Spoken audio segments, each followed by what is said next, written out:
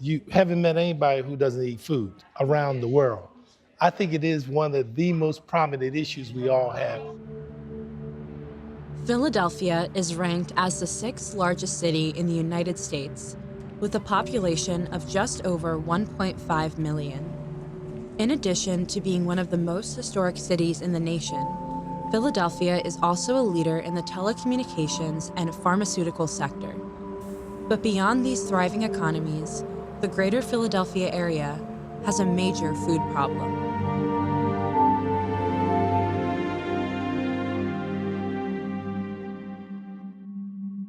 Philadelphia has very high rates of poverty, and we're also one of the largest cities in the country.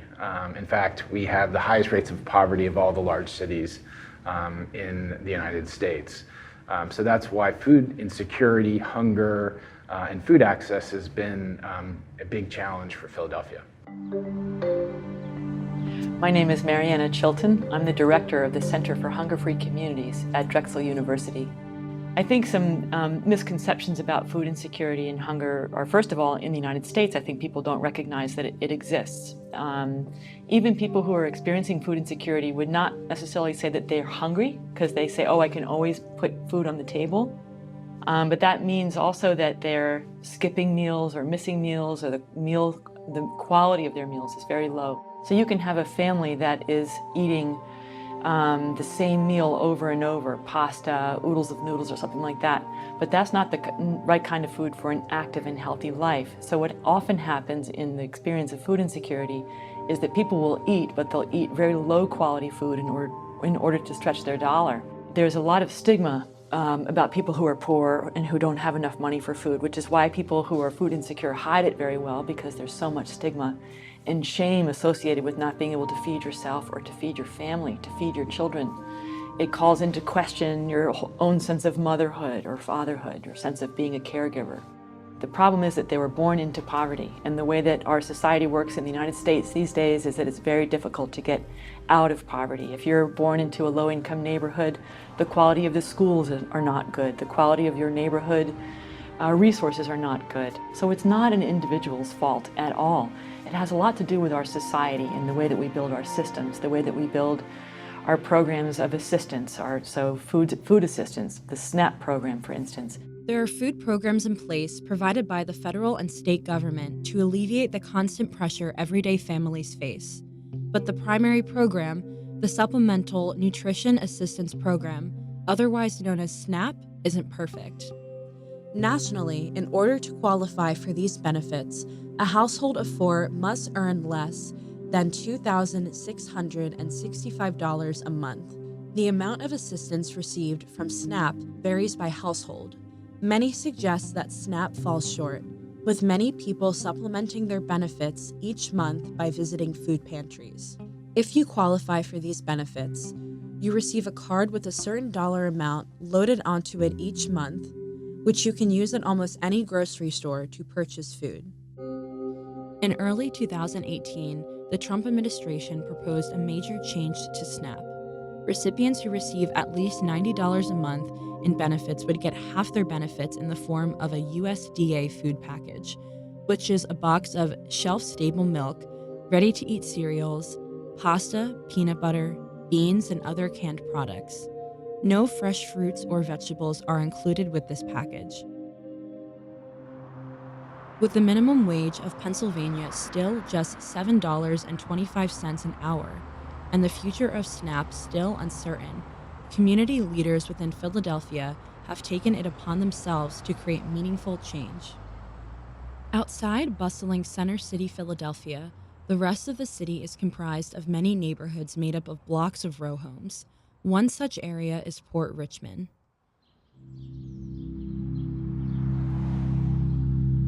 This area of North Philadelphia is an example of a neighborhood whose only practical option to buy food is through corner stores and bodegas. Fresh meats, fish, and produce are often scarce, if at all available. I don't think that everyone's entitled to food. I think everyone's entitled to healthy food. My name is Linda Samost, and I'm the founder and director of Sunday Suppers.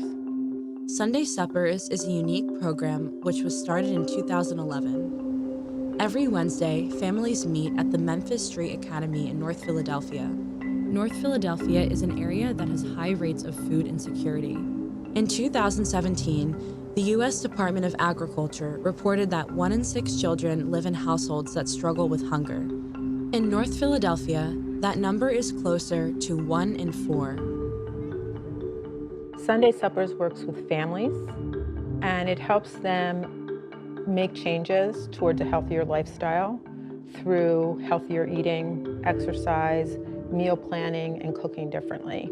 The program goes beyond the common model of food banks, giving families the tools needed to thrive and succeed in the long term. Every week, families participate in a group cooking lesson, which always features a new healthy dish as well as an educational lesson concerning food. How about chocolate? Who got chocolate? Where'd you put it? Alaska? Alaska. Oh, Asia. Oh, both of y'all put them in Asia. Okay. Where'd you put it? Asia, obviously. Philadelphia. Okay. Chocolate from Philadelphia. And Italy. Not bad guesses. Chocolate is from Mesoamerica. Our families are reporting change. They're reporting that this is different, that they're trying new things, that, you know, a kid who never would have tried broccoli now loves broccoli. You know, I mean, it might seem like a little thing, but it's an indicator of a big thing. Then participants are welcomed into the cafeteria, where tables are set, adorned with flowers and tablecloths. Families can sit and enjoy a healthy meal while bonding with one another. We're not a feeding program, although we feed folks. What we're trying to do is help them transform the way that they deal with food and move towards healthier behaviors. The problem with just looking at food access, though, is that it doesn't take into account that the people in poorer neighborhoods don't know what these things are that you're putting in their neighborhoods, don't know how to use them, don't have the kitchen equipment to prepare them even if they knew how to use them. And because they've been maybe not utilizing fresher and healthier foods, they have children who might be reticent to try those things. So if you're on a limited budget and you're on SNAP, you're not going to buy things like broccoli that you're not sure your kids will eat. So to me, food access is a first step, and it's insufficient in and of itself. It needs to be combined with other things so that we can really provide support to the people who we're trying to help. At the end of the night, each family gets the weekly recipe and a bag filled with healthy ingredients to make the dish at home. For the sancocho beef soup. So for this recipe, there are a lot of ingredients in this recipe. So let's say you are someone you don't like, I'm just gonna throw it out there, you don't like squash or something like that. You don't have to put squash, you can just use it for something else. Sunday Suppers receives no funding from the federal government and relies on foundations and individual donors for most of its revenue. In a North Philadelphia community where the average household income is below $30,000, Sunday Suppers has taken the old model of the soup kitchen and has updated it to go well beyond just providing food.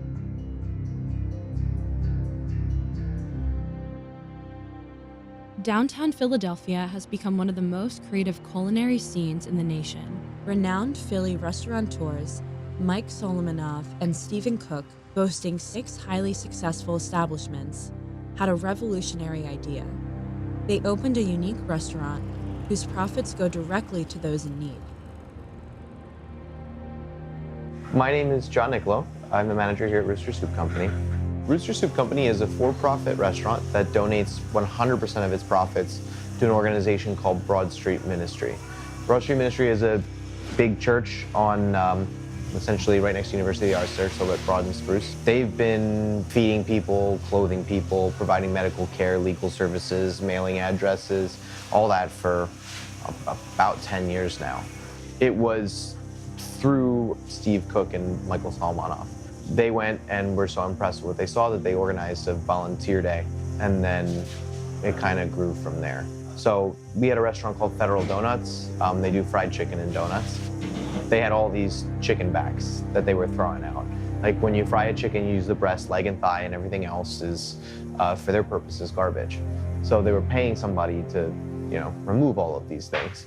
So they said, why don't we take the backs and use it to make soup, and then we'll donate that soup to Broad Street. Broad Street said, that's great, but like soup in a place like that, in a place like Broad Street, can sometimes have like sort of a negative connotation. People think of it as that like sort of like soup kitchen, which Broad Street is not. So what they said is, like that is nice, but what we really need is money. And we are good as a restaurant group at turning food into money. So we said, we'll open this restaurant and all the money that we make we'll donate to you. A Philly native, Niccolo, was already familiar with Broad Street ministry before joining the team at Rooster Soup Company. How often are you looking around a room and trying to figure out when the last time someone ate was? It's a thing that is very, very easy to miss. And one of the things that was so impactful to me about when I was, like volunteering at Broad Street with that much frequency was the kind of people that you would see there. In my head, before I went there, I thought it would just be kind of that cartoon idea of like what a homeless person is, or like what a person who would need help with food was.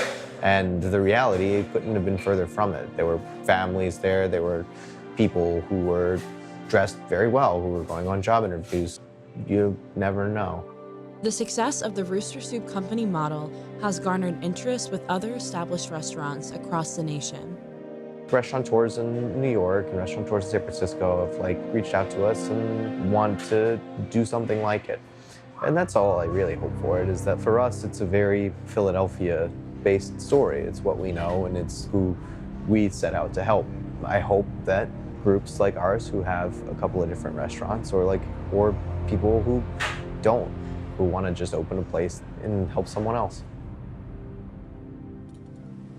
In addition to programs that help specific communities in Philadelphia, some organizations exist to address food insecurity on a national scale. The Food Trust, founded in 1992, is trying to improve access to affordable, nutritious food. They're also working to ensure that the changes proposed to the SNAP program by the Trump administration are never enacted. But our mission is to ensure that everyone has access to healthy, affordable food, and to ensure that folks have the proper education and information to make healthy choices. The main source of funding for the SNAP program is through the Farm Bill. Every 5 years, the Farm Bill expires and is updated to fit the needs of the American public. The Farm Bill is a misnomer because the majority of funding for the bill goes towards paying for the SNAP program. Even though we do face a lot of potential threats like cuts to the food stamp program, there's some new programs that just came in last year, like the FINI program. So I actually work on a grant. It's the Food Insecurity Nutrition Incentive Grant Program. In short, we call it FINI. And that program was actually authorized in the 2014 Farm Bill. And it was $100 million authorized over 5 years that gives grant funding to organizations like the Food Trust around the country who do SNAP incentive programming. The Food Trust works closely with lawmakers on equitable food policy that impacts low-income communities. Congressman Dwight Evans represents the 2nd District of Pennsylvania, which includes the city of Philadelphia. He has been a strong proponent of food accessibility. He served on the House Committee on Agriculture, which works directly on the Farm Bill. So there's a direct connection for supermarkets, farmers, when you talk about the SNAP program. And no, the charitable food bank world cannot address homelessness. You need to have a national policy around SNAP.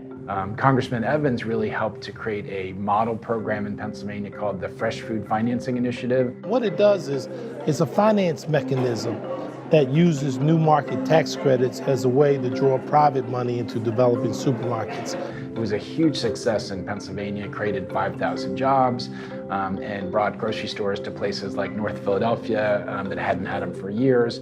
And it became a national model. So that's a program now that many other states have copied Pennsylvania's program, and the federal government now has the Healthy Food Financing Initiative, which Congressman Evans is continuing to work on and strengthen that program at the federal level. Recently, he co-sponsored a bill called the Healthy Food Access for All Americans Act.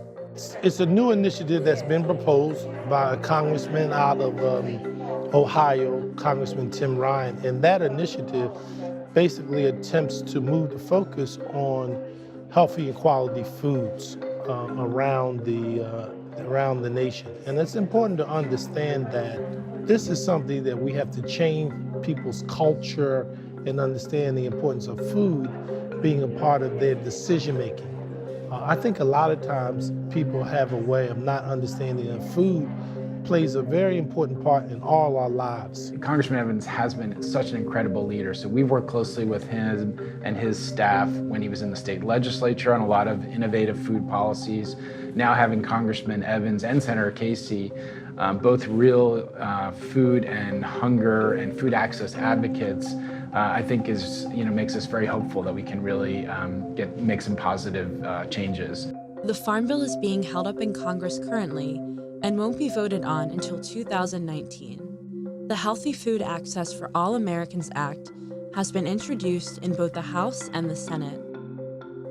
Rooster Soup Company continues to operate and donate its profits to Broad Street Ministry. And Sunday Suppers recently opened up a second location in Northwest Philadelphia. So I think that we are in a pretty good position. And at the end of the day, I believe strongly that there's something that we shouldn't take lightly. The issue of food insecurity is a subtle but pervasive problem in Philadelphia. Food is not, by itself, the answer. But recognition of the problem is the first step in creating meaningful change. Through innovative, educational, charitable, and nutritional programming, Philadelphia is becoming a national model in combating food insecurity